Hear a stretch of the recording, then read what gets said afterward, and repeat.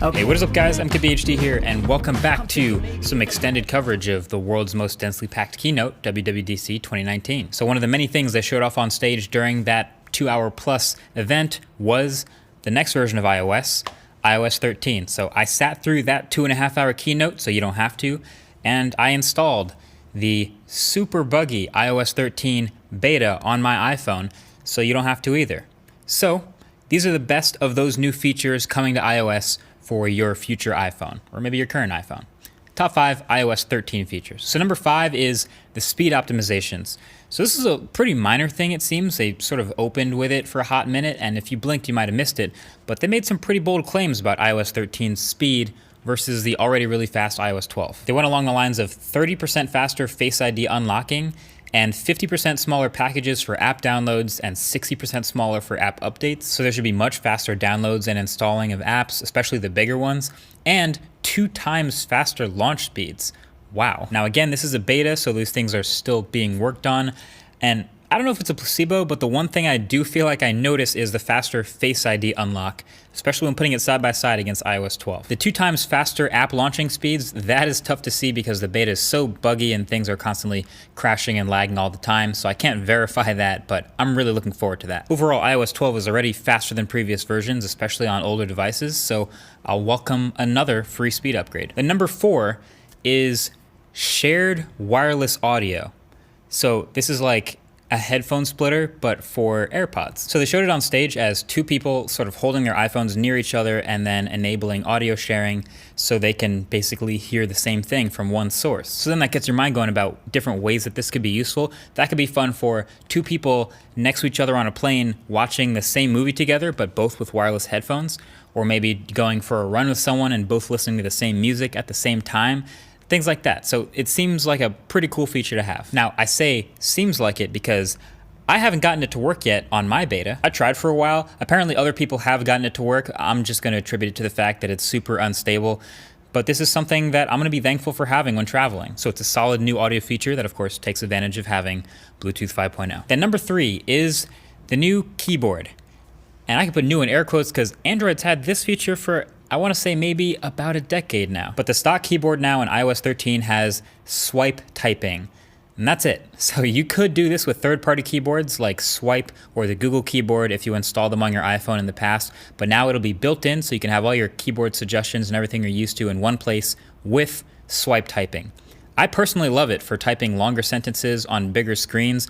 Not sure if this is also coming to iPadOS, but it's welcome on the iPhone. Okay, so those last 3 were a bit more minor updates, as you could tell, but I think these next 2, the top 2, are pretty major. So number 2 is an overhaul of what's maybe one of the top 3 most used apps on anyone's iPhone, the Photos app. So I got a pretty good demo of this at WWDC, but it's also working pretty well on my beta too. Basically, the UI is organized a bit different, and it gets a bunch of new features that I like. So at the bottom, you have these couple of different photo modes. You have all photos mode, which is literally just a grid of everything.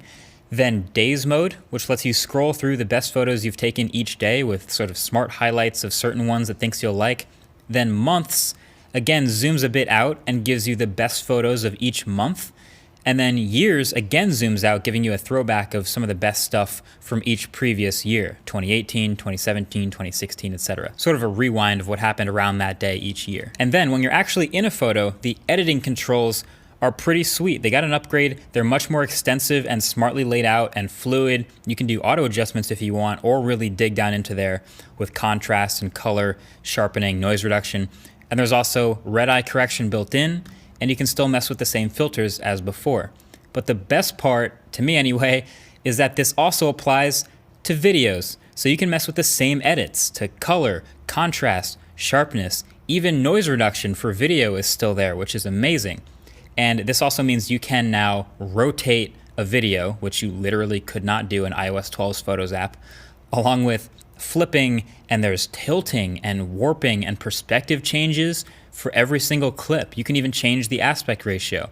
So there's a lot going on, and I'm a fan. And I hope Google Photos also can build this stuff in too eventually. And that brings us to number 1, the most anticipated feature of iOS. It got the loudest cheer, or at least one super loud one from the crowd, and that is dark mode in iOS 13. So love it or hate it, people have been wishing for this and asking for it for years. The default all white colors of iOS can be blinding, so now there's a system-wide dark mode. You can enable it from the control center and it turns all your stock apps and menus and notifications and widgets and everything dark. Dark backgrounds, light text, the whole stock UI. Now, all the third-party apps inside those, you still have to change them yourself. So if you want everything dark, like YouTube and Twitter and all the rest, you have to toggle those yourself. But yeah, that quick toggle for the UI is now super simple and easy to switch everything black. And now with that, there's also some new wallpapers to go with it, built into iOS 13. So these actually, the couple new ones with the little dark and light logo in the corner are dark mode compatible, I guess I'll say. So they will automatically switch when you toggle dark mode. They'll switch between them back and forth between dark and light. Plus, if you don't use one of these, you can turn on dimming, so whatever wallpaper you have will dim to be darker if you have dark mode on. And hey, you might even save a little bit of battery since the iPhones, of course, all use OLED displays that don't use power when the color black is displayed. So there it is. Finally, dark mode for iOS 13. There's also a couple smaller things that didn't quite make this list, kind of like how every year Apple always has that little extra slide with all the stuff that they wanted to make sure you knew were getting included, but they didn't have time to go over. So if you actually pause on that exact slide from the keynote this year, they actually did it again, and there's something called Wi-Fi selection in Control Center. So now, if you're in Control Center, you can 3D touch the Wi-Fi icon and a list of networks pop up. Seems like the intuitive thing to do.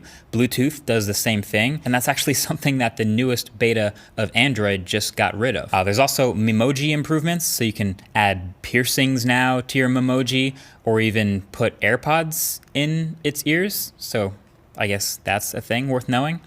There's also Login with Apple, which is designed to replace other social logins, but with much more security instead as the focus. Like a really impressive dedication to shielding your information from the companies that keep asking for your login. So they'll generate a dedicated login email address randomly every time you log in, so they can't swipe yours. Very nice.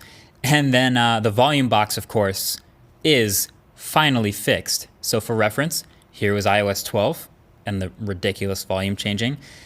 And here is iOS 13 right next to the volume rocker, nice and small, clean, much better. So that is it. That is the best of the new features coming to iOS 13 that we know about anyway.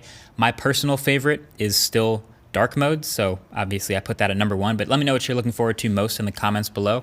And this is still super early in the beta. It'll be a public beta in about a month, and then eventually rolling out to people beyond that. So you can expect it stable in a little ways time. But either way, that's been it.